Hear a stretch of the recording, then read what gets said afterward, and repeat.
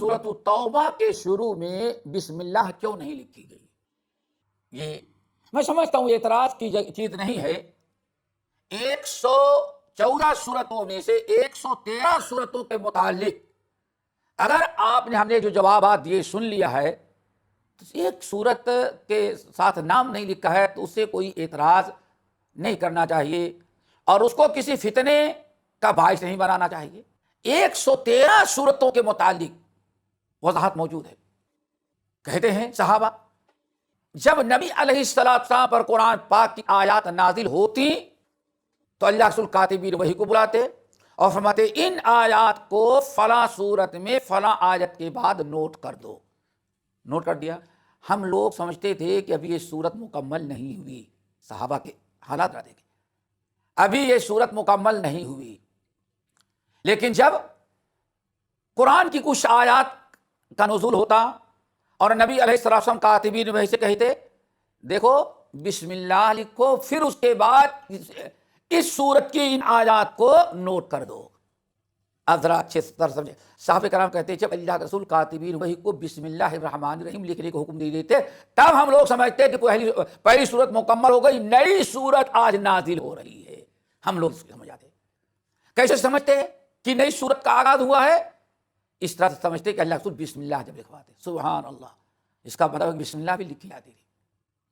صحابہ کرام دیکھیں اس سلسلے میں بہت سارے علماء نے بڑی کتابیں لکھی ہیں، بہت جامع معنی کتاب الاتقان فی علوم القرآن، حافظ جلال الدین سیوطی کی ہے، 10ویں صدی ہجری کے ابتدا میں جن کی وفات ہوئی ہے۔ بڑی پیاری کتاب ہے الاتقان فی علوم القرآن، اردو میں ترجمہ بھی ہو گیا ہے۔ بہت ساری معلومات علوم قرآن اور سورتوں کے متعلق اس کتاب میں جمع کر دی۔ اس کے علاوہ بہت ساری کتاب، مناہل العرفان ہے، بہت ساری چیزیں ہیں الحمدللہ۔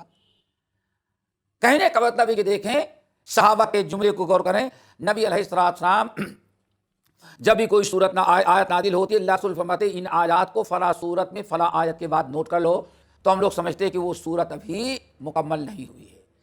لیکن جس دن صورت کا کچھ آیتیں نازل ہوئی اور نبی علیہ السلام کاتبین وحی کو بلاتے اور فرماتے بسم اللہ الرحمن الرحیم لکھو، اس کے بعد یہ آیات لکھ دو، ہم لوگ سمجھ جاتے ہیں کہ ہاں بسم اللہ لکھی جا رہی ہے، لکھوا رہے ہیں آپ، تو اس کا مطلب کہ آج نئی صورت شروع ہو رہی ہے۔ یہ ہمیں یاد رکھنا چاہیے۔ نبی علیہ السلام دنیا سے گئے، سورۃ التوبہ میں بسم اللہ نہیں لکھی تھی، اور اکثر صحابہ کرام کو اس وقت یہی انتظار رہا کہ جو سورت چل رہی ہے شاید اسی کا حصہ بھی ہوگا۔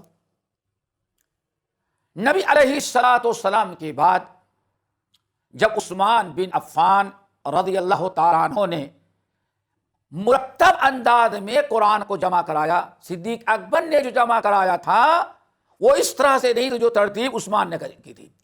حضرت ابو بکر نے یہ کیا کہ جتنی صورتیں ہیں سب کو قرآن، کسی کے بعد 10 صورتیں ہیں، کسی کے بعد 1 صورت ہے، کسی کے بعد 5، سب لکھ کر کے جمع کر دو، اکٹھا کر دو تاکہ کوئی چیز غائب نہ جائے۔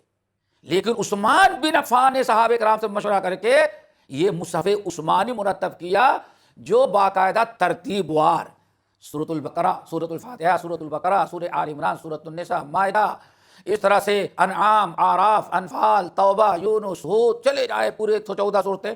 اس ترتیب کے ساتھ جب حضرت عثمان بن عفان نے صحابہ کو اکٹھا کر کے جمع کرایا تو سورۃ التوبہ جو تھی اس میں بسم اللہ اللہ رسول نہیں لکھوایا تھا۔ یہ نقطہ یاد رکھیں۔ صحابہ کرام کی پہلی بات جب بسم اللہ الرحمن الرحیم لکھنے کا حکم دیتے تو ہم لوگ سمجھ جاتے کہ اب بسم اللہ لکھ رہے ہیں، کوئی نئی سورت شروع ہو رہی ہے۔ لیکن جب سورۃ التوبہ ملی تو اللہ کے رسول نے جو دستور تھا اس دستور کے مطابق بسم اللہ وہاں نہیں لکھی ہوئی تھی۔ حالانکہ نبی علیہ السلام اس وقت بقید حیات تھے جب سورۃ التوبہ آپ نازل ہوئی، لیکن بسم اللہ نہیں لکھی گئی۔ حالانکہ ہر سورت جب نازل ہوتی تو شروع میں اللہ بسم اللہ لکھواتے۔ اتنی بڑی سورت، ذرا سوچو، سورہ آل عمران، سورۃ البقرہ، سورہ آل عمران، مائدہ اور سورۃ اعراف آپ پڑھ ڈالیں، سورہ انفال، سورہ اعراف تک تو لمبی صورتیں ہیں، سورہ انفال بنسبت ان صورتوں کو بہت مختصر ہے۔ پھر سورۃ التوبہ بڑی لمبی ہے، تو یہ لمبی سورتوں کا سلسلہ چل رہا تھا.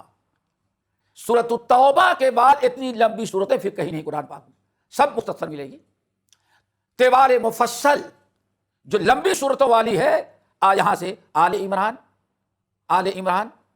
بقرہ، سورۃ البقرہ، سورہ آل عمران، نساء، مائدہ، انعام، آراف، یہ صورتیں لمبی لمبی ہیں.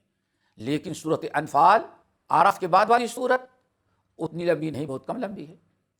پھر سورۃ التوبہ دیکھی گئی تو یہ بھی کافی لمبی ہے. سورۃ الانفال کے 3-4 گنا ہے وہ. یہ بڑا مسئلہ تھا. تو حضرت عثمان بن عفان رضی اللہ تعالیٰ عنہ نے کہا اس کو سورہ انفال کے بعد لکھ دو، سورہ انفال کے بعد لکھو. کیوں؟ نزول کا ایک اعتبار سے دیکھو یہ اسی سے ہے. اور پھر نبی علیہ الصلوۃ والسلام سورہ انفال لکھوائے.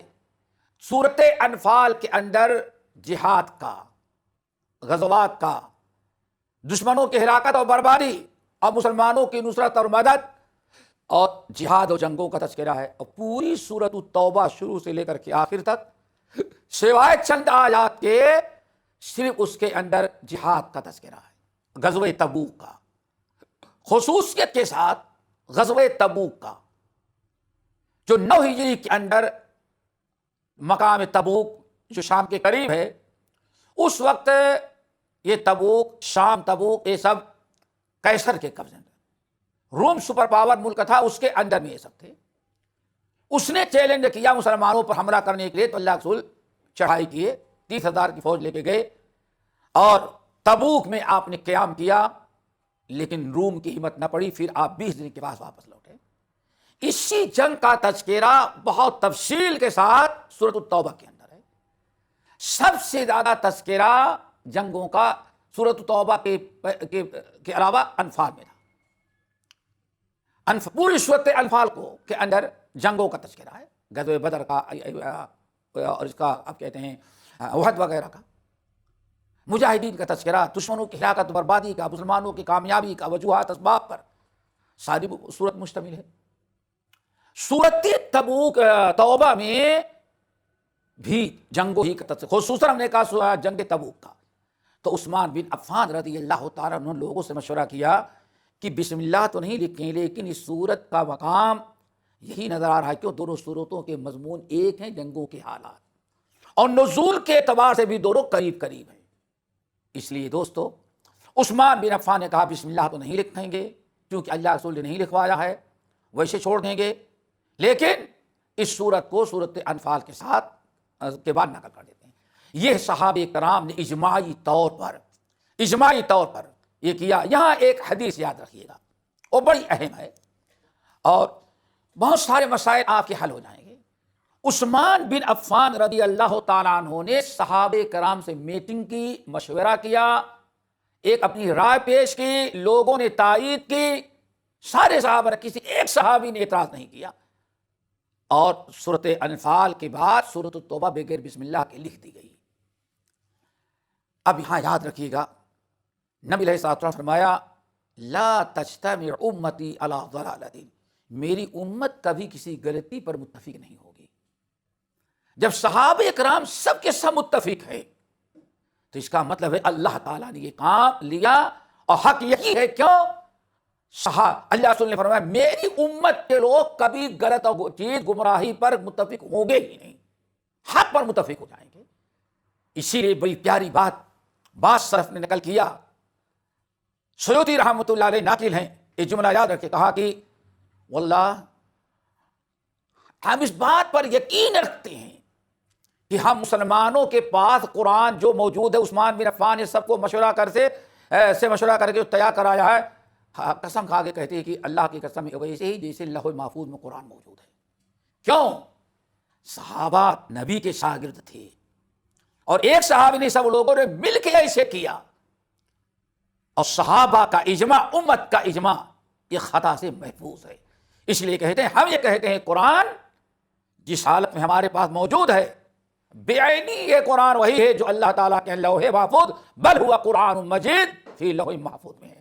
اللہ تعالی ہم تمام بھائیوں کو بہنوں کو کتاب اللہ سنت رسول سمجھنے کی توفیق نصیب فرمائے، اور جو اللہ تعالیٰ کی کتاب ہے اللہ تعالیٰ ہم سب کو اپنی کتاب کا خادم بنائے، عامل بنائے، عالم بنائے۔